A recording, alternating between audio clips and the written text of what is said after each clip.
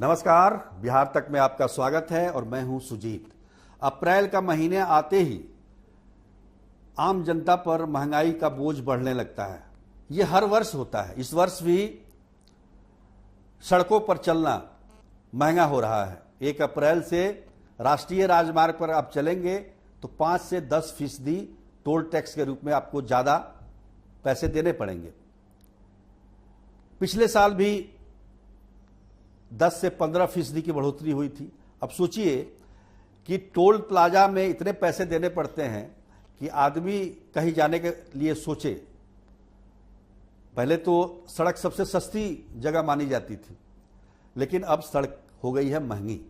तो आप कहीं भी जाएं, टोल प्लाजा में आपको देना ही है टोल टैक्स, और आपका जो कॉस्ट है, जो यात्रा का कॉस्ट है, ट्रेवल कॉस्ट है, वो काफ़ी बढ़ जाता है।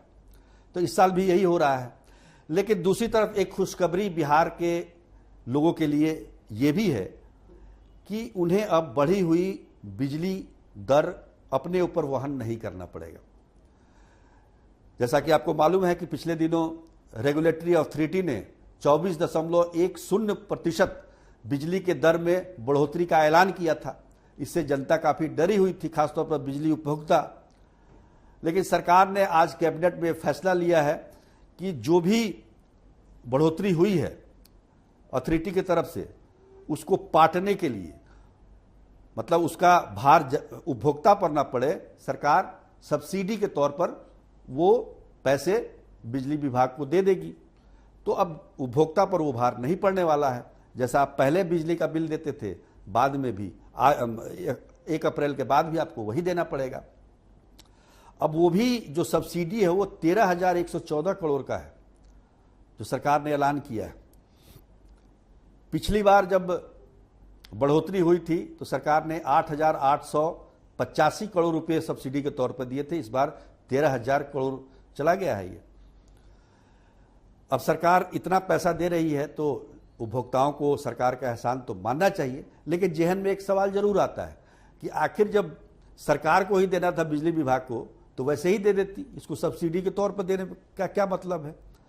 तो मतलब ये है कि उपभोक्ताओं को ये बताना कि देखिए हम आपके लिए इतना कर रहे हैं। तो ये तो एहसास कम से कम उपभोक्ताओं को होगा। बिजली की स्थिति बिहार में अच्छी हो गई है, सभी जानते हैं। अब बिजली का बिल भी कम लगेगा, तो निश्चित तौर पर ये राहत की बात है। पर एक सवाल है कि 1 नेशन 1 टैरिफ की मांग भी सरकार करती है, केंद्र सरकार से करती है। क्योंकि जो बिजली की खरीद होती है उसमें अलग अलग थर्मल पावर के अलग अलग रेट तय होते हैं प्रति यूनिट। अब बिहार जहां से बिजली खरीदती है, जिसमें से बाढ़ थर्मल पावर है और एक नबीनगर का जो है NTGC है, वहां से 90% बिजली खरीदी जाती है बिहार की। तो वहां की जो दरें हैं उसके अनुसार अगर देखेंगे तो बाढ़ में 5 रुपये 17 पैसे प्रति यूनिट बिजली बिहार को मिलती है और NTGC से 5 रुपये 14 पैसे। यही कॉस्ट अगर आप देखेंगे झारखंड में, तो झारखंड के जो थर्मल पावर हैं उनको सस्ती बिजली वहां मिल जाती है। क्यों? क्योंकि वहां पर कोयला नजदीक है और उनका जो भी थर्मल पावर है वो पहले का बना हुआ है। जैसे पतरातू है, 60 के दशक का बना हुआ है। तो उस समय जब, कहने का मतलब ये है कि तो जो थर्मल पावर पहले के बने हुए हैं उनका एस्टेब्लिशमेंट कॉस्ट जो है वो कम होता है और बाद के बने हुए वो ज़्यादा होता है।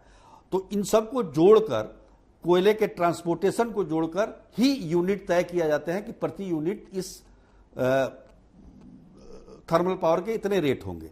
अब जैसे आप देखिए तो बिहार को कोरबा से भी बिजली मिलती है, 2 रुपये 91 पैसे प्रति यूनिट।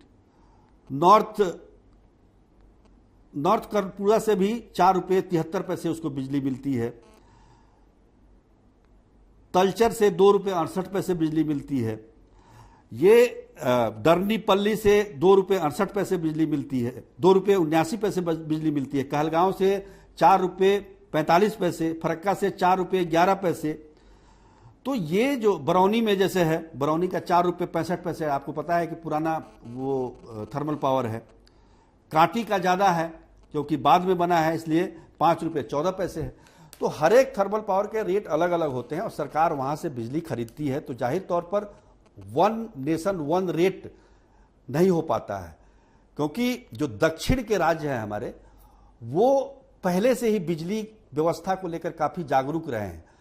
आपको पता है कि फरक्का से गुजरात तक बिजली जाती है, दक्षिण भारत में बिजली जाती है, कहलगांव से जाती है बिजली। तो वो लोग एग्रीमेंट पहले से कर चुके हैं, वो राज्य सरकारें, जिसकी वजह से उनको सस्ती बिजली मिल जाती है। और बिहार को चूंकि ये बाढ़ थर्मल पावर काफी नया थर्मल पावर है, इसलिए उसका कॉस्ट सबसे ज्यादा है और वहां से बिजली खरीदनी पड़ती है। तो सरकार को भी काफी कुछ, कहने का मतलब ये है कि कॉस्ट के रूप में देना पड़ता है एनटीपीसी को, क्योंकि सरकार एनटीपीसी से ही 90% बिजली खरीद करती है, बिहार सरकार की बात करें तो कहने का मतलब जो रेट तय होता है सरकार का, वो ₹5 हम कह सकते हैं कि सबसे ज्यादा जो है 17 पैसे बाढ़ से खरीदनी पड़ती है बिजली, जहां से बिहार सरकार सबसे ज्यादा बिजली खरीदती है। तो जाहिर तौर पर बिजली का महंगा होना लाजमी है, लेकिन जो सब्सिडी के रूप में सरकार दे रही है उसमें सुझाव ये है कि अगर T&D कॉस्ट कम कर दे, जो कि पिछले कार्यक्रम में भी हमने बताया था 40% है, यानी कि 100 यूनिट में से 40 यूनिट बिजली बेकार चली जाती है, लॉस हो जाता है उसको अगर बचा ले तो ये सब्सिडी देने की जरूरत नहीं पड़ेगी और सरकार का भी पैसा बचेगा और जनता को भी बहुत ये डर नहीं सताता रहेगा कि आगे क्या होगा बिजली का बिल। खैर इस साल तो बिजली का बिल नहीं बढ़ा, लेकिन आगे बढ़ सकता है। तो इसलिए T&D कॉस्ट को घटाना सरकार के लिए बेहद जरूरी है। आज के लिए बस इतना ही, तब तक के लिए नमस्कार।